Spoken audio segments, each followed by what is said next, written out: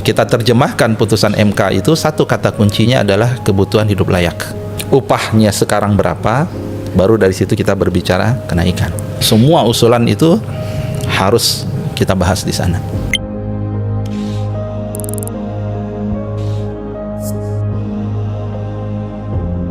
Lihat terutama di kota-kota besar, kenaikan harga gitu ya, baik itu yang mungkin sifatnya seasonal ataupun yang sifatnya karena impact dari inflasi, itu makin sulit dikejar tuh Pak gitu. Nah, ada nggak sih Pak sebenarnya memang Bapak melihat ada gap antara regulasi dengan sebenarnya kebutuhan akan upah di lapangan itu seperti apa? Jadi regulasi sendiri memang belum ada sebenarnya.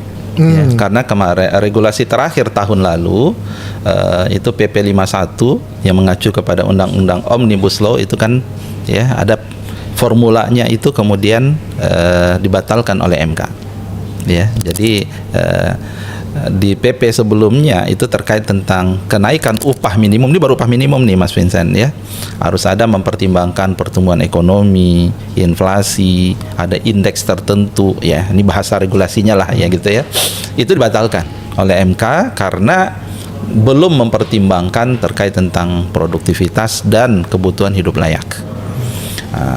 Tahun lalu kami tidak punya waktu yang cukup untuk kajian dan seterusnya karena kita diamanahkan 20 Oktober, putusan MK itu November sekian, dan keputusan terkait tentang berapa kenaikan upah minimum itu harus segera keluar sebelum akhir tahun.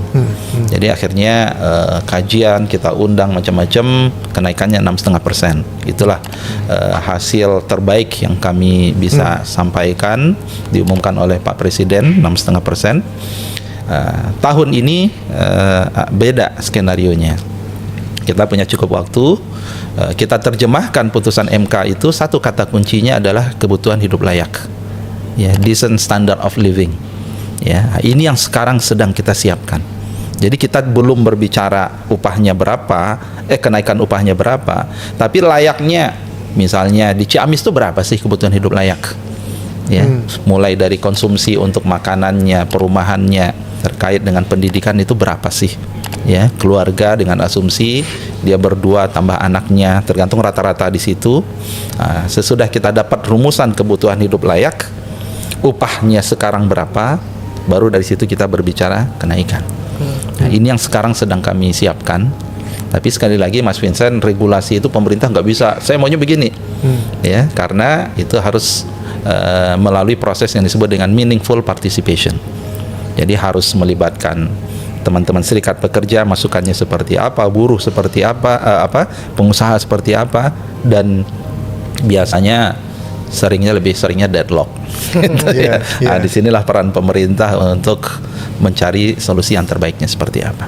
Jadi bottom up gitu ya Pak ya sebenarnya ya? Regulasi itu memang inisiatif pemerintah atau DPR, tapi kontennya harus meaningful participation. Dan kita punya lembaga kerjasama tripartit, semua usulan itu harus kita bahas di sana. Nah, ya, jadi bukan pemerintah keluar dong regulasi, nggak bisa begitu, gitu ya.